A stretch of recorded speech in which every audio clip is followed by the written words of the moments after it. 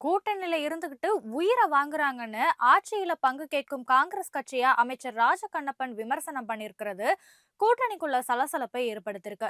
அண்மை காலமா ஆட்சியில பங்கு, கூடுதல் தொகுதிகள் வேண்டுமென திமுக கூட்டணியில உள்ள காங்கிரஸ் கட்சி தொடர்ந்து முரண்டு பிடித்து வருது. இதன் காரணமா திமுக காங்கிரஸ் கூட்டணிக்குள்ள சலசலப்பு ஏற்பட்டிருக்கிறதுனால இன்னும் இந்த இரு கட்சிகளுமே தொகுதி பங்கீடு குறித்த பேச்சுவார்த்தையை தொடங்கவே இல்லை. தாங்கள் கேட்கும் தொகுதிகளையும் ஆட்சியில் பங்கும் தரும் மனசு திமுக தலைவர் ஸ்டாலினுக்கு இருக்குதுன்னு தமிழக காங்கிரஸ் தலைவர் செல்வ பெருந்தகை கூறியிருக்காரு. இந்த நிலையில இதற்கு பதிலடி கொடுக்கிற வகையில எந்த காலத்திலையும் கூட்டணி ஆட்சி கிடையாதுன்னு அமைச்சர் ராஜகண்ணப்பன் திட்டவட்டமா சொல்லியிருக்காரு. புதுக்கோட்டையில பேசிய அமைச்சர் ராஜகண்ணப்பன், காங்கிரஸ் கட்சி கூட்டணியில இருந்துகிட்டே உயிரை வாங்குதுன்னோ, 100 இடங்கள்ல வென்று கலைஞர் முதல்வராக இருந்தாரே, அப்போது அவர் ஆட்சியில் பங்கு கொடுத்தாரா?